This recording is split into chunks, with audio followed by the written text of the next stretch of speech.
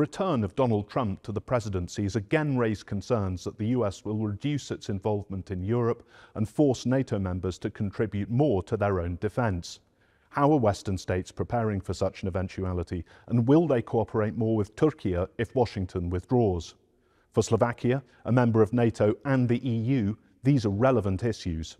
I'm Rupert Stone, and I spoke to Slovakia's Prime Minister Robert Fico to get his assessment of Turkey-Slovakia relations, his expectations of the incoming Trump administration, his views on how to end the conflict in Ukraine, and also how to alleviate tensions in the Middle East.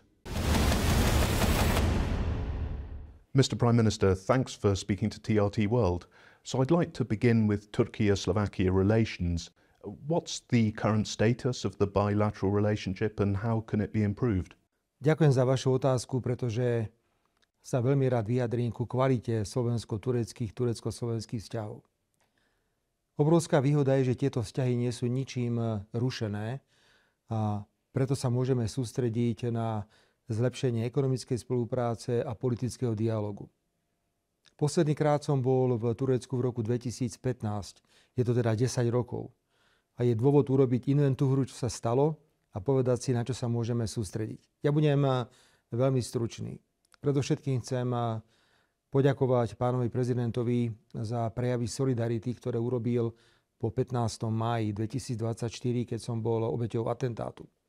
Potvrdzuje sa, že stojíme vedľa seba aj v dobrých, aj v zlých časoch. Veľmi by som bol rád, keby sme dnes oznámili všetkým, že chceme zvýšiť vzájomný obchod na 5 miliárd eur ročne. Budú 2 alebo 3 významné projekty, ktoré by mohli mať politické krytie. Bude spolupráca o strategickom partnerstve, bude spolupráca v oblasti vojenskej. Celkovo sa domnievam, že môžeme posunúť kvalitu našich vzťahov podstatne ďalej. Ukončím tento vstup tým, že Turecko je veľmi atraktívne pre Slovákov a pre Slovensko. Minulý rok navštívilo Turecko takmer 300 000 turistov zo Slovenska, čo potvrdzuje, že to je mimoriadne atraktívna destinácia. Turkey is one of the biggest trade partners of Slovakia. What steps is Slovakia taking to strengthen its trade ties with Turkey, particularly in leveraging Turkey's role as a gateway to the Asian market? Predovšetkým pozeráme na tento región z pohľadu energetického. Ak sa nenahnemáte, tak sa sústredím predovšetkým na tento moment.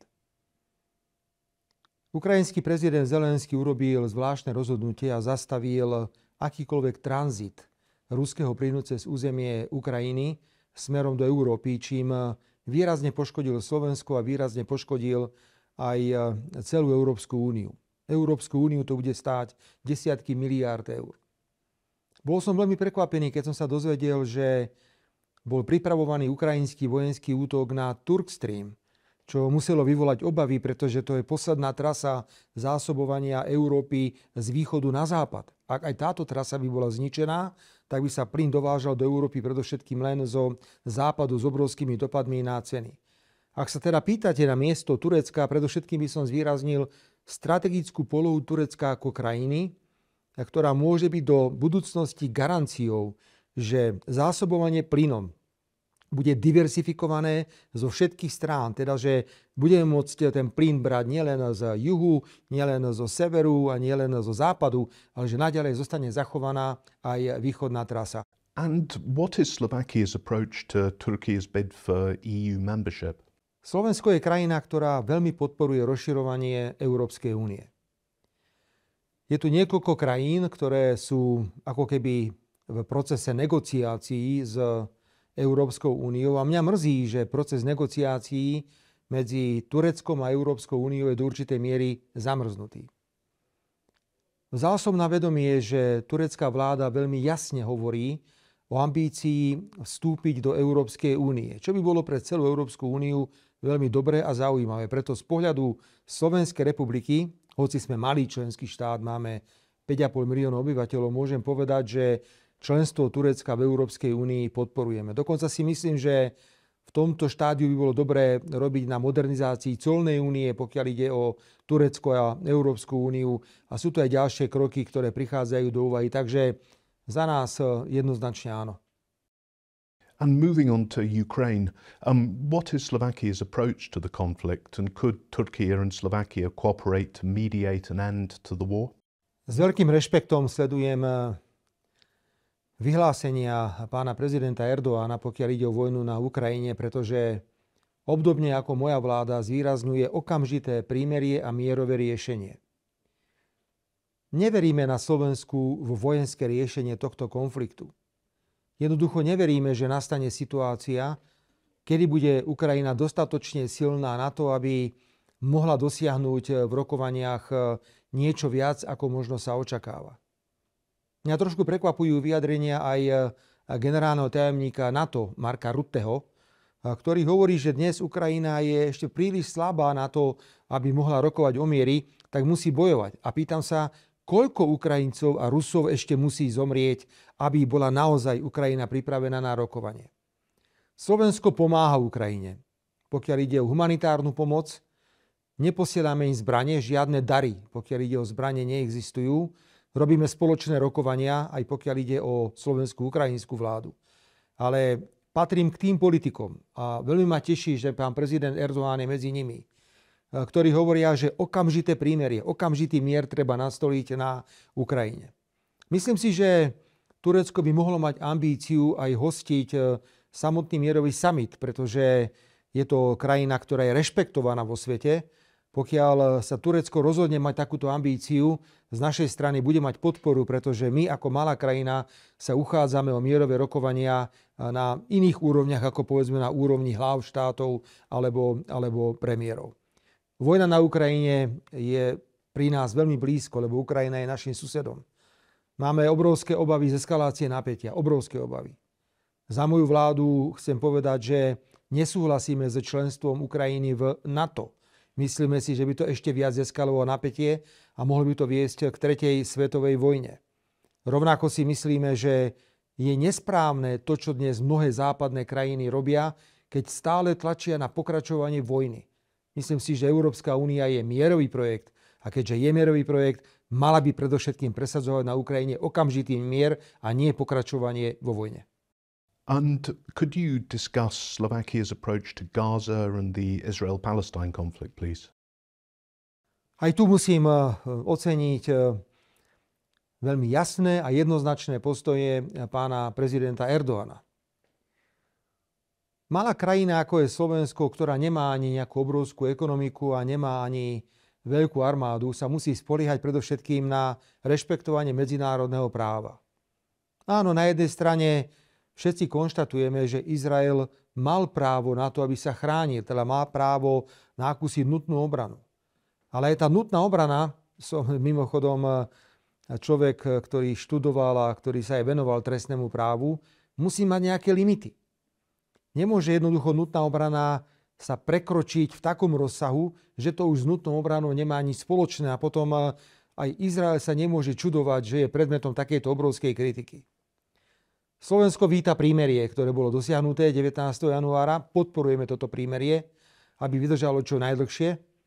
Máme rovnaký názor s Tureckom, pokiaľ ide o dvojštátne riešenie tohto konfliktu, ale humanitárna katastrofa, ktorá je v Gaze, by nás nemala nechať ľahostajnými. A plus musím otvorene povedať, že to, čo sa dnes deje v Gaze, je niečo, na čo sa vzťahuje dvojitý meter. A ja nemám rád dvojitý meter, pokiaľ ide o medzinárodné právo. And how do you expect the Trump presidency to impact NATO going forward? Európska únia je v panike z dvoch dôvodov. Prvý dôvod paniky je, že nevieme reagovať v Európskej únii na klesajúcu konkurencieschopnosť Európskej únie. A druhý dôvod paniky je, že nikto nevie, čo urobí prezident Trump. Ako avizuje nová administratíva prezidenta Trumpa, od prvých hodín to bude uragán rôznych rozhodnutí, rôznych dekrétov prezidentských, ale budú to aj veľmi tvrdé opatrenia podľa všetkého, najmä proti nelegálnym migrantom a možno budú ešte iné prekvapenia. Ja si myslím, že americký prezident Trump sa bude predovšetkým venovať domácim záležitostiam. America first, ako zvyčajne hovoria americkí politici. Vieme o pánovi prezidentovi Trumpovi, že má rád clá, má rád dane, čiže bude asi veselo v medzinárodnom obchode. aj Európska únia si bude musieť niektoré veci vybojovať s americkou administratívou. Čo však ja najviac očakávam je, ako sa postaví americký prezident Trump k vojne na Ukrajine. Všetci si pamätáme, ako americký prezident Trump ešte vo volebnej kampani mal veľmi silné prehlásenia typu ak budem prezident, skončím vojnu na Ukrajine do 24 hodín. Samozrejme, že to je predvolebná retorika. Vieme, že za 24 hodín sa všetko nedá urobiť, ale pri takýchto silných predvolebných vyhláseniach musíme očakávať, že prezident Trump bude chcieť niečo doručiť, bude chcieť tú vojnu na Ukrajine nejako ukončiť. A to ma veľmi teší, pretože si myslím, že ak nová administratíva amerického prezidenta prispeje k ukončeniu vojny na Ukrajine, to bude obrovský pozitívny výsledok politiky nového amerického prezidenta. Na to by som sa ja tešil najviac. Could you share your assessment of the situation in Syria, please, and how you see things panning out there? Po odchode Asada zo Sýrie sa vytvára priestor na to, aby v tejto krajine existoval stabilný režim. Možno máme naivné predstavy v Európe, ak si myslíme, že zo dňa na deň sa dá implementovať v Sýrii politický systém, ktorý je typický pre členské štáty Európskej únie. To určite nie. A preto tiež sa musíme obzerať a počúvať lídrov, ktorí sa vyznajú v tomto regióne a tu sa prezident Erdogan vyjadruje veľmi jasne, keď povedal, že nemôže byť Sýria typom štátu ako je Afganistan alebo štátu, kde bude nejaké extrémne hnutie riadiť vnútorné záležitosti. My sme pripravení samozrejme podporiť všetky kroky, ktoré budú viesť k stabilizácii situácie. Nie sme však naivní, nemáme žiadne ružové okuliare, ten proces bude veľmi, veľmi náročný, ale ak ten proces bude viesť k tomu, že Sýria sa stane kľudnou krajinou, kde ľudia môžu kľudne žiť, tak to bude obrovský posun. Chápem aj Turecko, ktoré má praktický problém, pokiaľ ide o sýrskych utečencov. Čiže viem, že táto téma je pre Turecko mimoriadne dominantná. Áno, Sýria dostala šancu. Poďme sa teraz pozrieť, ako sa s touto šancou naloží. Viete, ale budem veľmi otvorený ako obyčajne. Bolo by veľmi nebezpečné, keby dopadla Sýria ako Líbia alebo ako Irak, kde boli zvrhnuté režimy, ale neprišla žiadna alternatíva, ktorá by bola uspokojujúca. Preto nech máme dostatok ponaučenia z Líbie a z Iraku, aby sa niečo podobné neopakovalo aj v prípade Sýrie. Thanks very much for your time. Thank you very much.